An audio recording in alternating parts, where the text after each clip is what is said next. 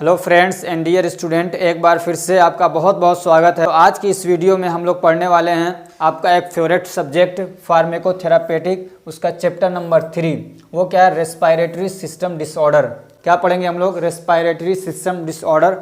इसमें दो टॉपिक हैं, एक है अस्थमा और एक है COPD। तो आज की इस वीडियो में हम लोग पढ़ेंगे अस्थमा के बारे में। तो क्या होता है अस्थमा? अस्थमा की डेफिनेशन क्या है? ठीक है, asthma is a chronic inflammatory disorder in which the bronchial airways become swollen and narrowed and cause difficulty in airflow or obstruction in airflow। आप difficulty in airflow की जगह पे कह सकते हैं obstruction in airflow। तो क्या होता है अस्थमा? तो अस्थमा एक क्रोनिक बीमारी है। क्रोनिक का मतलब ये होता है जो धीरे धीरे डेवलप हो, समझ में आ रहा है? यानी जिसको हम लोग बोलते हैं पुरानी बीमारी है। ठीक, और क्या है? इन्फ्लामेटरी डिसऑर्डर है। इन्फ्लामेटरी डिसऑर्डर का मतलब इसमें सूजन हो जाता है। इसमें क्या होता है? सूजन हो जाता है। ठीक, तो इतना इसका आप डेफिनेशन इसका समझ लीजिए, ये इसका मेन डेफिनेशन है। ठीक है, asthma is a chronic inflammatory disorder. अब इसमें होता क्या है? तो in which the bronchial airways becomes swollen and narrowed. उसमें क्या होता है? जो ब्रोंकायल एयरवेज है वो क्या होता है? उसमें सूजन हो जाता है और वो नैरो हो जाता है, तंग हो जाता है। नैरो का मतलब जगह कम हो जाती है वहाँ पे। और फिर क्या होता है? Cause difficulty in air flow, और फिर हवा के आने जाने में दिक्कत होने लग जाती है। अब इसको आप थोड़ा सा एक स्ट्रक्चर के माध्यम से समझिए, तब आपको अच्छे से समझ में आएगा।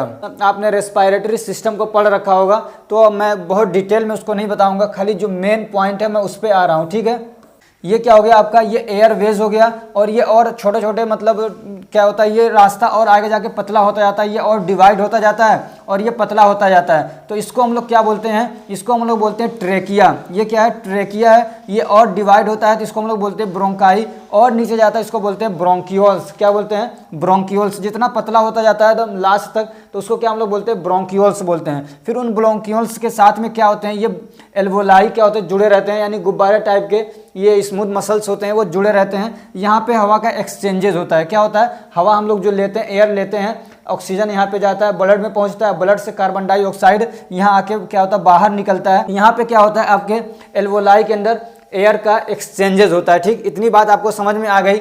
अब ये जो हवा आ रही है, जो एयर आ रहा है यहाँ तक, ठीक है, जो एयर यहाँ तक आ रही है, अब इसमें क्या है? ऑब्स्ट्रक्शन हो जा रहा है। ऑब्स्ट्रक्शन का मतलब रुकावट पैदा हो रही है। अब वो रुकावट कैसे हो सकती है? ये जो रास्ता है, इसमें कहीं पे भी अगर मतलब दिक्कत हो जा रही है, रास्ता बंद हो जाए, मान लीजिए ये रास्ता है ये, ठीक, और इसमें यहाँ पे कुछ ऐसे कुछ आके अटक गया हो, कुछ भी हो सकता है, मान लीजिए अटक गया। अब ये रास्ता बहुत थोड़ा सा बचा है, तो हवा क्या है? पूरी तरीके से आ नहीं पाएगी, तो वो क्या हो जाएगा? ऑब्स्ट्रक्शन होगा। और जब ऑब्स्ट्रक्शन होता है, आदमी को पूरी तरीके से हवा मिल नहीं पाती है, तो उसको हम लोग क्या बोलते हैं? अस्थमा। और अस्थमा को मतलब असल जो प्रोनाउंसिएशन है उसका एस्मा। क्या है? एस्मा। लेकिन अपने इंडिया के अंदर, और ये जो मतलब अपना जो इंडिया है और इंडिया पाकिस्तान और ये सब इलाकों में इसको अस्थमा बोलते हैं। क्या बोलते हैं? अस्थमा। तो अस्थमा ही समझिए आप। ठीक है, तो अस्थमा तो जब इसमें क्या है? जो एयर फ्लो है, ये जो एयरवेज है, एयर आने का जो रास्ता है, इसमें जब ऑब्स्ट्रक्शन होता है, उसमें रुकावट पैदा होती है, तो उसको हम लोग क्या बोलते हैं? अस्थमा बोलते हैं। तो ये सब जो यहाँ पे कम होता है, जानते दिक्कत कहाँ पे होती है? ये जो पतले पतले हैं ना ब्रोंकियोल्स, इसमें क्या होता है? जब इन्फ्लामेशन हो जाता है, सूजन हो जाता है, तो जब सूजन होता है तो ये रास्ता क्या होता है? बंद होता है। तो अब ये जो एक जो ब्रोंकियोल है, इसको हम लोग बड़ा सा बनाते हैं। ठीक है, जो ब्रोंकियोल है इसको हम लोग अब बड़ा सा बनाते हैं। अब हम लोग क्या है? ये एक बना रहे हैं हमारा, ये क्या है? ये समझ लीजिए आपका एक ब्रोंकियोल है। क्या है? ये एक ब्रोंकियोल है, उधर से आ रहा है ये इधर। ठीक है, ये क्या हो गया? एक ब्रोंकियोल हो गया। अब इसमें मसल्स होते हैं। क्या होते हैं? मसल्स। ये जो होता है ना, स्मूथ मसल्स होता है, और यहाँ पे जो होता है इसको हम लोग बोलते हैं म्यूकस मेम्ब्रेन। क्या बोलते हैं? Mucous membrane. ठीक है, ये म्यूकस मेम्ब्रेन होता है, उसके नीचे जो होता है स्मूथ मसल्स होता है। तो अब ये जो स्मूथ मसल्स है ना, इसके अंदर इन्फ्लामेशन हो जाता है। इन्फ्लामेशन मतलब सूजन होता है। जब सूजन होगा तो क्या होगा? ये जगह कम हो जाएगी। ये सूजन होगा तो ये जगह कम हो जाएगी।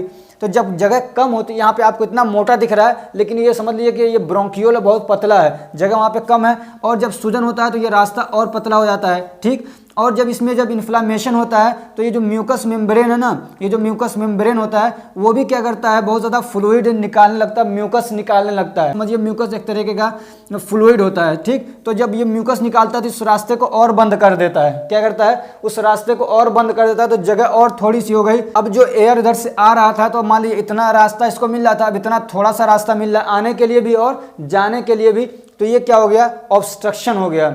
ये क्या हो गया, ऑब्स्ट्रक्शन हो गया। तो अगर ये धीरे धीरे हो रहा है, लंबे समय तक ये क्या बना रहता है, तो इसी को हम लोग बोलते हैं क्रोनिक इन्फ्लामेटरी डिसऑर्डर, कि ये अब जब इस तरीके से हो जाता है और ये लंबे समय तक बना रहता है तो इसी को हम लोग बोलते हैं ब्रोंकायल अस्थमा। क्या बोलते हैं, ब्रोंकायल अस्थमा, यानी ब्रोंकाई में दिक्कत आई है, उसकी वजह से आदमी को ऑब्स्ट्रक्शन हो रहा है, हवा के आने जाने में दिक्कत हो रही है, हवा के आने जाने में रुकावट पैदा हो रही है, तो उसको क्या बोलेंगे हम लोग, ब्रोंकायल अस्थमा। जो अस्थमा है ये 3 तरह का होता है, एक है एटोपिक या इसको एक्सट्रिंसिक अस्थमा भी बोलते हैं। क्या बोलते हैं, एटोपिक या एक्सट्रिंसिक अस्थमा, एटोपिक अस्थमा या एक्सट्रिंसिक अस्थमा। दूसरा होता है नॉन एटोपिक या इंट्रिंसिक अस्थमा। तीसरा होता है ड्रग इंड्यूस्ड अस्थमा। अब जो एटोपिक अस्थमा है, जो एटोपिक या इंट्रिंसिक अस्थमा होता है, इसमें क्या होता है, this type of asthma occurs due to allergens.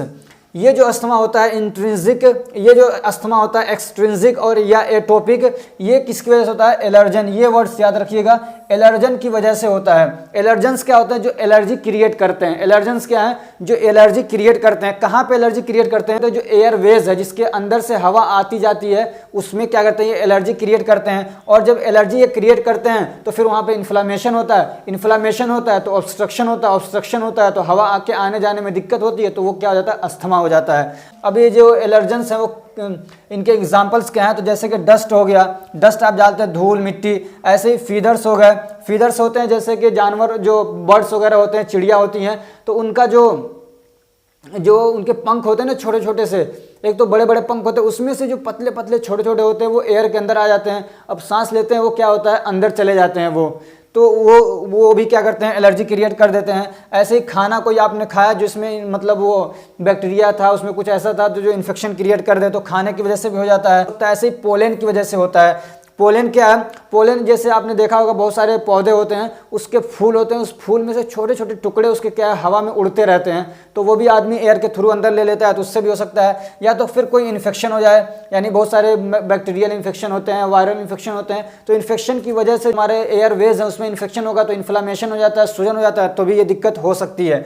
और ये जो एटोपिक वाला है ना, और ये जो एटोपिक अस्थमा है, इसमें जो हमारा इम्यून सिस्टम भी क्या होता है, काम करता है। इम्यून सिस्टम काम करता है मतलब ये दिक्कत करने में, क्योंकि जब वो कुछ आते हैं अंदर से तो इम्यून सिस्टम क्या होता है, एकदम से उसके अगेंस्ट रिएक्शन करता है, तो प्रोस्टाग्लैंडिन, हिस्टामिन और ये सारी चीज़ें रिलीज होती हैं, तो उसकी वजह से क्या होता है, इन्फ्लामेशन होता है, कॉन्स्ट्रिक्शन होता है, ब्लड वेसल्स डायलेट होते हैं। अभी जब हम लोग पैथोजेनेसिस पढ़ेंगे तो वहाँ पे आप इसको अच्छे से समझेंगे, ठीक है। तो इम्यून सिस्टम भी क्या होता है, इसमें काम करता है दिक्कत करने के लिए। उसी को क्या बोला है, hyper responsiveness of immune system. जो इम्यून सिस्टम है कुछ ज़्यादा ही रिएक्शन करने लग जाता है, वो कोई भी छोटी भी चीज़ आती फौरन उसके अगेंस्ट क्या रिएक्शन करता है, तब ये दिक्कत आने लग जाती है। दूसरा जो है वो क्या, नॉन एटोपिक या इंट्रिंसिक अस्थमा। तो this type of asthma occurs due to a irritant like air pollution. तो ये वाला जो अस्थमा है, नॉन एटोपिक अस्थमा है, ये क्या होता है, ये इरिटेंट की वजह से होता है, कोई इरिटेशन क्रिएट करता है। इरिटेशन का मतलब होता है कि खुजली कर देना, किसी को खुजलाहट होती है बहुत ज़्यादा तो इरिटेशन होता है, जैसे जलन हो, खुजली हो, इस टाइप की जो चीज़ें होती है उसको बोलते हैं इरिटेशन। तो जो चीज़ें इरिटेशन करती हैं हमारे मतलब एयरवेज के अंदर, तो उसकी वजह से भी अस्थमा होता है, तो उसको बोलते हैं इंट्रिंसिक अस्थमा। तो उसका एग्जाम्पल क्या है, जैसे कि एयर पोल्यूशन है, यानी गंदी हवा है, या तो फिर ठंडी। आप जानते हैं कि मान लीजिए कोई आदमी, कोई ऐसे बहुत सारे लोग ऐसे होते हैं कि जब वो ठंडे मतलब ठंडी जगह पे चले गए, या ठंडी का मौसम है और कुछ कपड़े वगैरह नहीं पहन रखे उन्होंने, तो फिर क्या होता है, उसकी वजह से कॉन्स्ट्रिक्शन हो जाता है। ठंड की वजह से जो हमारा एयरवेज है उसके अंदर कॉन्स्ट्रिक्शन होगा, तब भी ये दिक्कत आ सकती है। ऐसे ही गर्मी की वजह से भी उनको दिक्कत होती है। ऐसे ही स्मोक भी क्या है, ये भी एलर्जी, ये भी क्या करता है, इरिटेशन क्रिएट करते हैं। इरिटेशन क्रिएट करते हैं तो फिर वहाँ पे क्या होता है, हो सकता है कि वहाँ पे कॉन्स्ट्रिक्शन हो जाए। तो ये जो ऐसे स्मोक मतलब होता है धुआं, सिगरेट वगैरह पीना। ये जो ना अस्थमा होता है, ज़्यादातर सिगरेट वगैरह पीने की वजह से ही होता है, मतलब ज़्यादा केसेस जो हैं वो सिगरेट पीने की वजह से हैं, समझ रहे हैं। सिगरेट पीने की वजह से बहुत ज़्यादा अस्थमा होता है लोगों को, इसलिए आप में से जो भी सिगरेट पी रहा हो तो मैं उससे कहूँगा, उससे रिक्वेस्ट करूँगा कि प्लीज़ आप सिगरेट पीना छोड़ दीजिए, ये आपके लिए अच्छा नहीं है। ऐसे ही रूम डिओड्रेंट होता है जो, यानी कमरे को वगैरह परफ्यूम वगैरह मारते हैं तो उसकी वजह से भी दिक्कत हो सकती है। ऐसे ही आदमी स्ट्रेस में है, बहुत ज़्यादा मतलब टेंशन ले रहा है, तब भी ये दिक्कत हो सकती है। ऐसे ही गुस्से की वजह से भी ये दिक्कत क्रिएट हो सकती है, और भी चीज़ें हैं, ठीक। और तीसरा जो टाइप है वो क्या है, ड्रग इंड्यूस्ड अस्थमा। तो ये दवा वगैरह खाने की वजह से क्या होता है, थोड़ा सा मतलब इन्फ्लामेशन वगैरह होता है, दिक्कत क्रिएट होती है, जैसे कि एस्पिरिन हो गया, और जो non steroidal anti inflammatory drugs होती हैं उनकी वजह से भी अस्थमा मतलब हो सकता है, लेकिन चांसेस थोड़ा कम रहते हैं।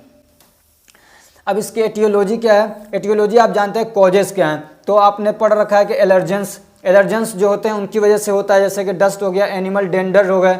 डेंडर मतलब एनिमल के जो डेंड्रफ होते हैं, जो एनिमल के स्किन है उसमें से डेंड्रफ छोटे छोटे निकलते रहते हैं और हवा में आ जाते हैं, तो वो भी क्रिएट कर सकते हैं। ऐसे पोलन भी क्या है क्रिएट करते हैं। ऐसे इरिटेंट जो होते हैं उनकी वजह से होता है, जैसे कि स्मोक हो गया, स्ट्रेस और कोल्ड हो गए। ऐसे ही क्या है, और ड्रग्स की वजह से भी क्या होता है, कभी ये क्रिएट हो जाता है अस्थमा, जैसे कि एस्पिरिन हो गया। एस्पिरिन भी क्या है, non steroidal anti inflammatory drugs के अंदर आता है। ऐसे ही एसिटाइल कोलिन की वजह से भी क्या है अस्थमा हो सकता है। एसिटाइल कोलिन क्या करता है, ये स्मूथ मसल्स को कॉन्स्ट्रिक्शन करवाता है, तो जो ब्रोंकाइल के आसपास में जो मसल्स हैं वो क्या है स्मूथ मसल्स हैं, तो जब एसिटाइल कोलिन रिलीज होगा ज़्यादा तो वहाँ पे कॉन्स्ट्रिक्शन कराएगा। जब कॉन्स्ट्रिक्शन कराएगा तो एयरवेज जो है वो क्या होगा, उसका जो डायमीटर है वो कम हो जाएगा, तो उससे भी दिक्कत हो सकती है। अब हम लोग पढ़ेंगे पैथोजेनेसिस। मुझे मालूम है कि आपको इसमें थोड़ी सी दिक्कत होती होगी, क्योंकि जो बुक्स वगैरह हैं उसमें इतने अच्छे से इसको समझा नहीं रखा है, और बताया भी है तो इतने अच्छे से समझ में नहीं आता है, इसमें आपको थोड़ी सी दिक्कत होती होगी।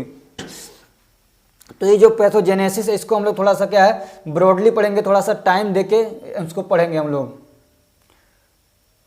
तो पैथोजेनेसिस क्या है कि मतलब ये कैसे, मतलब क्या स्टेप्स होते हैं कि बीमारी ये जो डेवलप होती है कैसे होती है, तो उसको हम लोग पढ़ेंगे। और भी रीज़न हो सकते हैं, एक पैथोजेनेसिस हमने यहाँ पे ले रखा है, एक मैकेनिज्म ले रखा है। तो सबसे पहले क्या होगा, एक्सपोजर टू एलर्जेंस।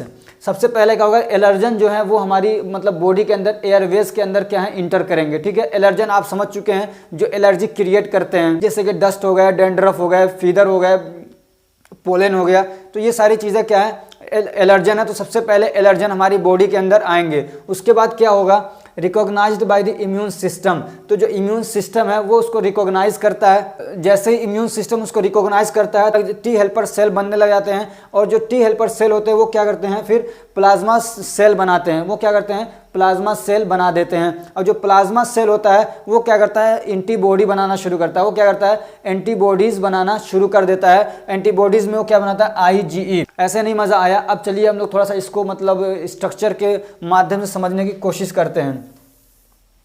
ये समझिए कि ये क्या है, हमारा एयरवेज, ठीक है। एयरवेज, इसमें हवा आ रही है, ठीक। ये हमारा क्या समझ लीजिए, ब्रोंकाई है, ठीक है। इसमें हवा आ रही है, ब्रोंक्यूल समझ लीजिए इसको। अब ये जो हमारा एरिया है ना, ये अंदर वाला, इसमें होते हैं माइक्रोफेजेस। क्या होते हैं, माइक्रोफेजेस होते हैं। माइक्रोफेजेस समझ लीजिए एक तरीके से ये पुलिस है जो गश्त करती रहती है, पेट्रोल करती रहती है, घूमती रहती है, कहीं कुछ दिक्कत तो नहीं हो रही है। तो जैसे ही कोई मतलब एलर्जन अंदर आता है, कोई मतलब एलर्जी क्रिएट करने वाली चीज़ अंदर आती है, जैसे कि डस्ट आ गया, तो यहाँ पे क्या है, ये मान लीजिए आपका ये घूम रहा है, माइक्रोफेजेस बोलते हैं। क्या बोलते हैं इसको, माइक्रोफेजेस बोलते हैं। तो जैसे कोई डस्ट वगैरह आया, डस्ट आता है, तो ये क्या करता है, उसको अपने अंदर लेता है, फेगोसाइटोसिस करता है और उसको खत्म कर देता है। क्या करता है, कोई भी मतलब अच्छी मतलब कोई भी चीज़ आती है अंदर एयरवेज के अंदर, तो ये माइक्रोफेजेस ये घूमते रहते हैं पूरे में।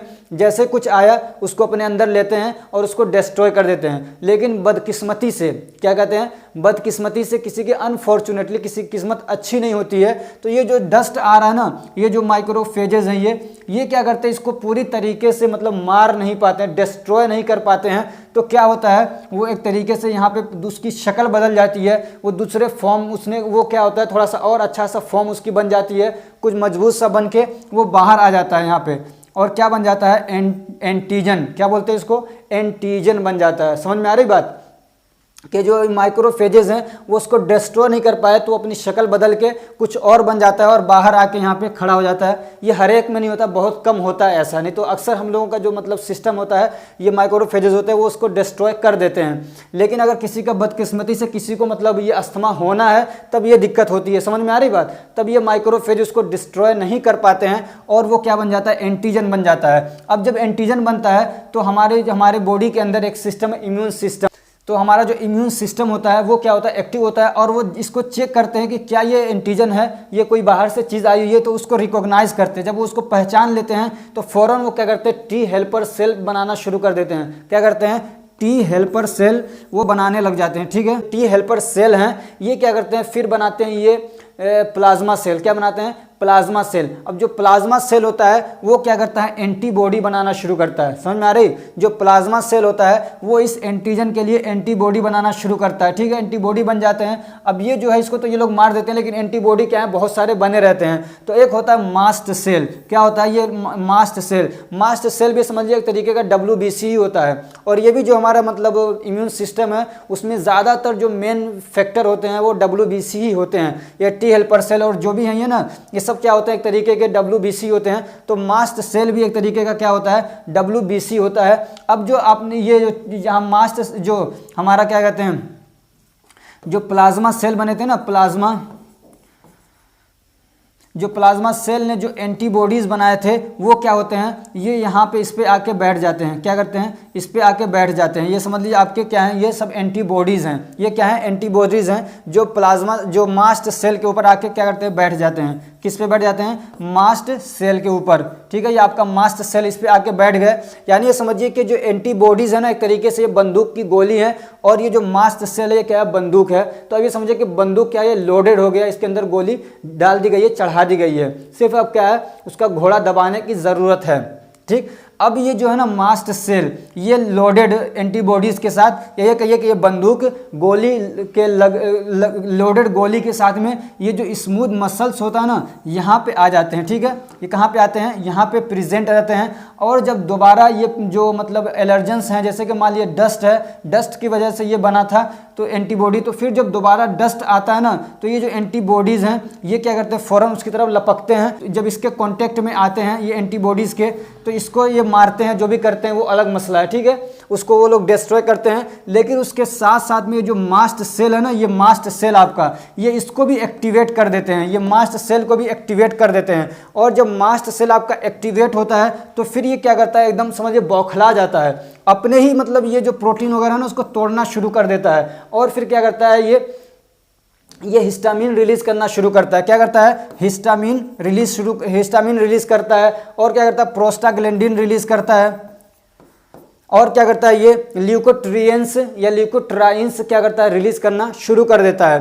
अब जो मतलब पूरा अब खेल है ना, वो इनका हिस्टामिन का, प्रोस्टाग्लैंडिन का और ल्यूकोट्रिएंस का, ये लोग जो मतलब आगे चल के ये दिक्कत क्रिएट करते हैं। क्या करते हैं आगे हम लोग देखते हैं। इधर यह इतना आपको समझ में आ गया। अब यहाँ देखिए, यानी एलर्जन जो है हमारी बॉडी के अंदर आया, फिर क्या होता है, recognised by the immune system. तो आपने वो समझा ना कि मतलब कैसे माइक्रोफेजेस अगर उसको डिस्ट्रॉय नहीं कर पाते तो फिर वो एंटीजन बन जाता है। उसको फिर हमारा जो इम्यून सिस्टम है वो उसको क्या करता है, रिकॉग्नाइज करता है, पहचानता है कि हाँ ये कोई एंटीजन है। तो फिर टी हेल्पर सेल मतलब प्रोड्यूस होता है, बनते हैं। और फिर जो हेल्पर, ये टी हेल्पर ये जो टी हेल्पर सेल हैं ये क्या बनाते हैं, प्लाज्मा सेल बनाने लग जाते हैं। और जब प्लाज्मा सेल बनते हैं तो ये क्या करते हैं, एंटीबॉडी बनाते हैं। और एंटीबॉडी कई तरीके के होते हैं, तो ये जो बनाते हैं वो बनाते हैं IgE।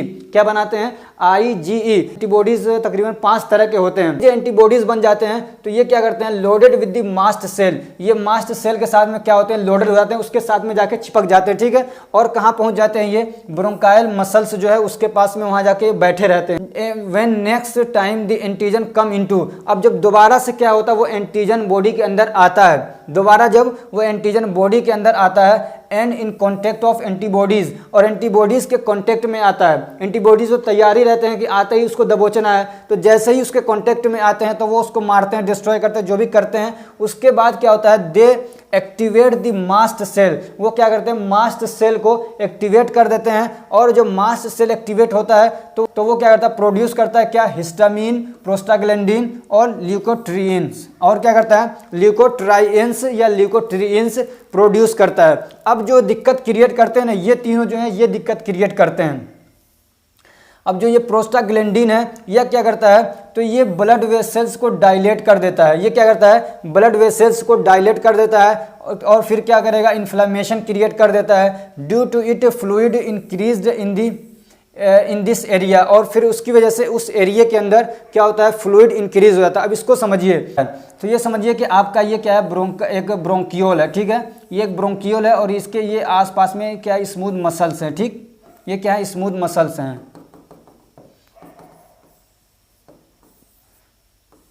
ठीक है। ये क्या आपका एक ब्रोंकियोल है, ये बीच का एयरवेज का जो डायमीटर है रास्ता है और ये इसके मसल्स होता है, ऐसे ही तो होगा, ऐसे मान लीजिए ब्रोंकियोल है बीच में जगह खाली होगी, ये मसल्स होंगे, तो ये ऐसे ही क्या है ये मसल्स हैं और ये बीच में जगह खाली है, ठीक। अब ये जो ये होता है ना इसमें क्या होता है ब्लड वेसल्स भी होते हैं, जगह जगह क्या होते हैं हमारी ब्लड वेसल्स होते हैं, नसें होती है खून की। तो ये जो प्रोस्टाग्लैंडिन है ये क्या करता है इस ब्लड वेसल्स को डायलेट कर देता है। जब इसको डायलेट करेगा, जब ये जगह जगह पे है डायलेट करेगा, ये मोटे होंगे तो इसमें ब्लड और आएगा, जब ये फैलेंगे तो इसमें और ब्लड आएगा, तो ये जो अंदर की जो जगह है ये और कम हो जाती है, जब ये फैलेंगे तो जगह कम होगी तो ये डायमीटर और कम हो गया, ठीक। और क्या करता है ये इन्फ्लामेशन करवा देता है। अब ये जो मसल्स हैं ये जब और इसमें इन्फ्लामेशन होता है, सूजन होता है, तो ये और जगह क्या होती है कम हो जाती है, ठीक। और क्या होता है ये अब ये जो ल्यूकोट्रिएंस हैं और हिस्टामिन है ये क्या करते हैं ये कॉजेस करते हैं एक्सेस प्रोडक्शन ऑफ म्यूकस।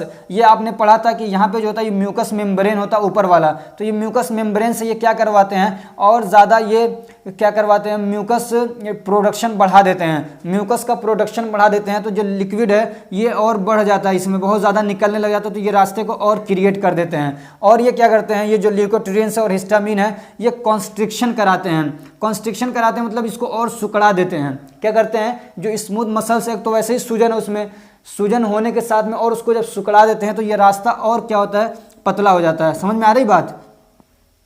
और क्या होता है ये जो ल्यूकोट्रिएंस कॉन्स्ट्रिक्शन कराते हैं तो ये ब्लड वेसल्स को भी कॉन्स्ट्रिक्शन कराते हैं। तो ब्लड वेसल्स में जब कॉन्स्ट्रिक्शन होता है तो इसके जो सेल है उनके बीच में जगह और बढ़ जाती है, तो इसके अंदर जो फ्लूइड है वो बाहर निकल के आ जाता है। तो जब इसमें और फ्लूइड आ जाएगा, इसमें और पानी आ जाएगा, तो ये क्या इसको और दबाता है, तो ये और ज़्यादा कॉन्स्ट्रिक्शन हो जाता है। समझ में आ रही बात। तो रास्ता कैसे देख रहे हैं छोटा से छोटा होता जा रहा है, छोटे से छोटा होता जा रहा है, और जब ये छोटा होता है तो फिर आदमी को क्या होती है एयर फ्लो में ऑब्स्ट्रक्शन हो जाता है, रुकावट हो जाती है, आदमी सांस आसानी से नहीं ले पाता, पूरी हवा नहीं ले पाता, पूरी बाहर नहीं निकाल पाता है, तो उसको क्या होता है अस्थमा हो जाता है। होप कि आपको ये समझ में आ गया होगा। तो ये सारी दिक्कतें जब होती हैं तो क्या होता है ऑब्स्ट्रक्शन हो जाता है, ऑब्स्ट्रक्शन इन एयर फ्लो, और उसके बाद क्या होता है जिसके पेशेंट के साथ में ऐसा होता है उसको क्या हो जाएगा अस्थमा हो जाएगा। अगर ये आपको पैथोजेनेसिस अच्छा लगा हो तो कमेंट करके ज़रूर बताइएगा कि आपको ये कैसा लगा। आपके कमेंट से ना हमको थोड़ी हिम्मत मिलती है, थोड़ा हमारी हौसला अफजाई होती है कि मैं जो कोशिश कर रहा हूँ ये वाकई लोगों को अच्छा लग रहा है कि नहीं लग रहा है। अब हम लोग पढ़ेंगे इसका क्लिनिकल मैनिफेस्टेशन, यानी क्या इसके सिम्टम्स हैं। तो क्या होगा इसमें दिख रहा है आपने देखा कि कितने ज़्यादा म्यूकस उसमें निकल रहे थे, तो म्यूकस की वजह से क्या होता है फिर कफ आने लगता है और रात में ये और ज़्यादा बढ़ जाता है। हाँ ये जो मतलब पेशेंट होते हैं ना अस्थमा के उनको रात में ज़्यादा दिक्कत होती है, इसलिए कि रात के वक्त में जो मतलब हमारे ब्रोंकाइल जो क्या स्मूथ मसल्स हैं जो ब्रोंकाई है उसमें कॉन्स्ट्रिक्शन हो जाता है। रात के वक्त में क्या होता है कॉन्स्ट्रिक्शन हो जाता है, तो इसलिए रात के वक्त में ऐसे पेशेंट को दिक्कत ज़्यादा होती है। ऐसे ठंडी के मौसम में उनको ज़्यादा दिक्कत होती है, इसलिए कि ठंडक की वजह से स्मूथ मसल्स जो होते हैं कॉन्स्ट्रिक्ट हो जाते हैं, तो भी उनको दिक्कत ज़्यादा होती है ठंडी के मौसम में। तो इसमें क्या होता है इनको कफिंग होती है बहुत ज़्यादा, उसमें बलगम भी निकलता है, स्प्यूटम निकलता है, और क्या होता है डिफिकल्टी इन ब्रीदिंग, सांस लेने में दिक्कत हो जाती है। ऐसे ही सीने में दर्द होगा और क्या होता है टाइटनेस हो जाता है, यानी उनको बहुत दबाव सा महसूस होता है। ऐसे क्या होता है वीजिंग होता है। तो जो ब्रोंक्यूल्स हैं उसके अंदर ये जो एयरवेज है इसके अंदर म्यूकस बहुत ज़्यादा हो जाता है और उसके अंदर क्या होता है कॉन्स्ट्रिक्शन हो जाता है, तो उसकी वजह से एक आवाज़ सीटी की सी निकलने लग जाती है। तो फिर जब आदमी सांस वगैरह लेता है ना तो उसमें से आवाज़ निकलने लगती है सीटी की तरह से, उसी को बोलते हैं क्या, वीजिंग होता है। ठीक, और क्या था, शॉर्टनेस ऑफ ब्रीथ, और उसके जो सांस है ना छोटे हो जाते हैं, यानी बहुत जल्दी जल्दी उसको सांस लेना पड़ेगा। अब इसके नॉन फार्माकोलॉजिकल मैनेजमेंट क्या क्या चीज़ें उसको ध्यान रखना चाहिए, तो सबसे पहले इसको क्या करना है, स्मोकिंग छोड़ देना है। समझ में आ रहा, अगर किसी को भी दिक्कत है तो सबसे पहले क्या करें, स्मोकिंग छोड़े। अगर कोई पेशेंट आता है आपके पास तो सबसे पहले आप उसको कहेंगे कि स्मोकिंग छोड़ दे, यानी सिगरेट पीना छोड़ दे। और आप लोगों से भी मैं रिक्वेस्ट करता हूं कि प्लीज़ आप लोग में से अगर कोई भी सिगरेट पीता है तो वो आज से सिगरेट को क्या करे, छोड़ दे, वरना आगे चल के इसको दिक्कत क्रिएट हो सकती है। ऐसे क्या, ही शुड अवॉइड एलर्जेंस, और उसको क्या एलर्जेंस से भी थोड़ा सा अवॉइड करना चाहिए, यानी जहाँ धूल धक्कड़ वाली जगह है तो ऐसी जगहों से बचना चाहिए। ऐसे ही जो इरिटेंट्स हैं उनसे भी बचना चाहिए, यानी जैसे कि किसी को अगर दिक्कत हो रही है तो यानी कि ठंडी में ऐसे निकल जा रहा है और क्या कर रहा है, वो आइसक्रीम खा रहा है, तो ऐसी चीज़ों से उसको दिक्कत हो जाएगी। तो जो इरिटेंट्स हैं उनसे बचना चाहिए, सिगरेट से बचना चाहिए। और क्या, he should avoid beta blockers, और जो बीटा ब्लॉकर्स से जो दवाएं हैं उससे भी बचना चाहिए। ये क्या करेंगे, और ज़्यादा कॉन्स्ट्रिक्शन करवा देंगी। ऐसे ही नॉन स्टेरॉइडल एंटी इन्फ्लेमेटरी जो ड्रग्स हैं उससे भी उसको क्या करना है, बचना है। अब फार्माकोलॉजिकल मैनेजमेंट क्या है, तो ये दो तरीके की दवाएं इसमें हैं। एक है जो लॉन्ग टर्म अस्थमा मेडिकेशन है, यानी लंबे समय तक उनका इफेक्ट रहता है, तो उसमें क्या है कि इनहेल्ड कॉर्टिकोस्टेरॉइड, उसमें क्या कॉर्टिकोस्टेरॉइड है जिसको इनहेल करेगा, यानी सूंघने के जरिए से वो अंदर लेगा। फिर ये जो कॉर्टिकोस्टेरॉइड है ये क्या करता है, तो जो इन्फ्लामेशन हो गया, जो सूजन हो गया, उस सूजन को ये कम करता है। जब सूजन कम हो जाएगा तो रास्ता वहाँ का जो है वो बढ़ जाता है थोड़ा। तो उसका एग्जाम्पल क्या है, फ्लूटिकासोन, क्या है, फ्लूटिकासोन, ब्यूडिसोनाइड और सिक्लेसोनाइड। ठीक, ये एग्जाम्पल इसके किसके, कॉर्टिकोस्टेरॉइड के। और क्या है, ल्यूकोट्रिएंस मॉडिफायर्स, यानी एक दवा आती है जो ल्यूकोट्रीन जो है, जो ल्यूकोट्रिएंस हैं उनको क्या है काम करने से वो रोक देते हैं। ठीक है, अब ये क्या कर रहे थे, कॉन्स्ट्रिक्शन करवा रहे थे, बहुत ज़्यादा क्या फ्लूइड रिलीज करवा रहे, बहुत ज़्यादा फ्लूइड का प्रोडक्शन करवा रहे थे। तो ये जो दवा है उसको रोक देगी, यानी बहुत ज़्यादा फ्लूइड नहीं होगा, कॉन्स्ट्रिक्शन नहीं होगा, तो फिर क्या वो जो रास्ता जो बंद हो रहा था वो खुल जाएगा किसी हद तक। तो उसके लिए उसका एग्जाम्पल क्या है, मोन्टेल्यूकास्ट और जाफिरल्यूकास्ट। ठीक है, मोन्टेल्यूकास्ट और जाफिरल्यूकास्ट।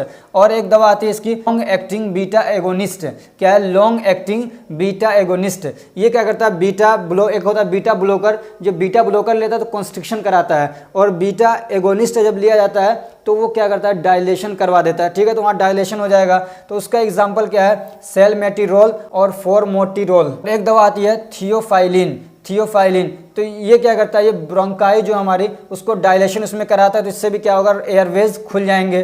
तो इट इज़ यूज डेली, तो दिन में एक बार इसको लिया जाता है।